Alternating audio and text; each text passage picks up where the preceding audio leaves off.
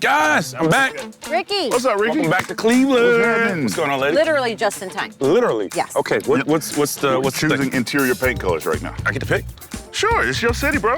We got pretty pink, Beautiful, neutral, wonderful, Okay. warm, and we got classic gray. boring. You know, Not it. classic. I'm gonna go with pink. Yes, yes, What we yes, doing, yes, yes. But I have bigger news for you guys. Good news and bad news. It's the same news. The house, Yes. we need it done quicker than we thought. What are you talking about? Have you been inside? No, I haven't, but we got this. Never gonna happen.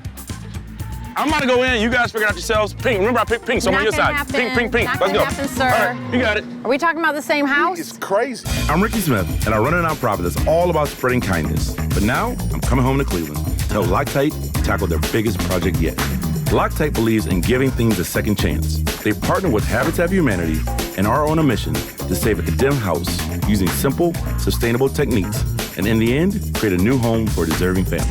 Loctite has brought together a team of DIY trailblazers, all to give one discarded house a second chance.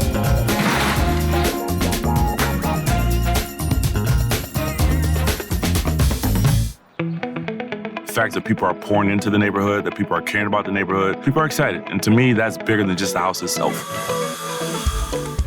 The Second Chance team has been remarkable. These guys have worked together as a team to knock out their individual projects, and they've continued to prove and show us that they're here for a second chance for this family. The timeline is tight, but you know what? Let's get it done. One of the biggest challenges, I'll say, is taking a house built in like the early 1900s and actually making it fit modern building practices, especially when it comes to efficiency. And so we're doing things like adding a ridge vent where basically the air comes up to the soffits and exits to the top. It makes heating and cooling a house way more efficient. But after getting that done, I finally got to get going on the drywall. And that's been going really good. So we got this whole loft area drywalled already, and we still have the bedroom and the bathroom to do, but we're making really good progress. So this is called board and batten. I thought going all the way to the ceiling would make the room look bigger. My husband Max is here today, and we've done board and batten before, and he's kind of my cut man. So he can cut really quickly and we can get the boards up. And then on the boys' room, I did the ceiling only. This is called lath. So in 1920s homes, the walls are built with plaster and lath. So I thought it would be kind of neat to put it up on the ceiling. So we did manage to save a few pieces, and then we did have to get more. Obviously, there's a lot of lath on the ceiling, so that kind of gives it that two-tone look that I think is really cool. This fireplace was completely flush against the wall. There was brick that only went halfway up. It was pretty distorted. We took out most of the brick so we could build a completely new frame. We're gonna have stone going all the way across this area. This is gonna be a completely decorative fireplace, and because of that, we're not actually using mortar for the stone. We're gonna be using the PL Premium Max, and this way I can work a lot faster. I'm not mixing the mortar, it's a lot cleaner. So I'm gonna be able to get this whole entire fireplace up really quick.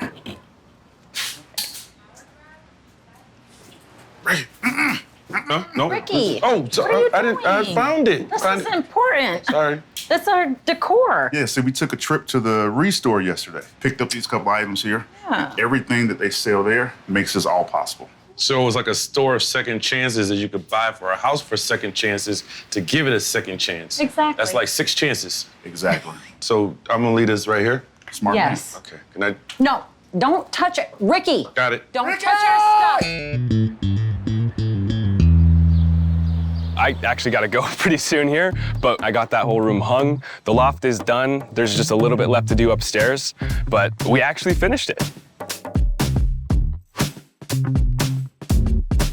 I am super exhausted, but I love the final look of the entire space. It's an honor to build something with your own 2 hands and to see it like come to full life. And I'm so thankful that I got to have just like a piece of that. Why does it make me tear up?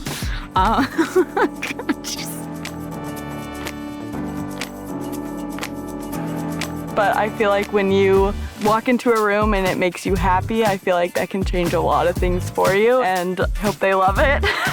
I feel blessed that I was able to be a part of such a good cause, giving this family a way to put their money towards something that they own and has their name on it. It means everything, so it makes me happy. I don't want to cry.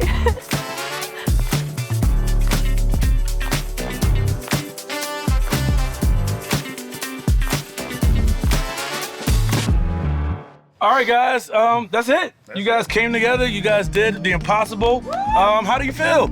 I feel good. We were able to get a lot done to increase the energy efficiency of this really old home to modern energy standards. So got a lot of good stuff done. Absolutely. I'm so proud of the people that I had this time to spend with, man, and the purpose that we got behind.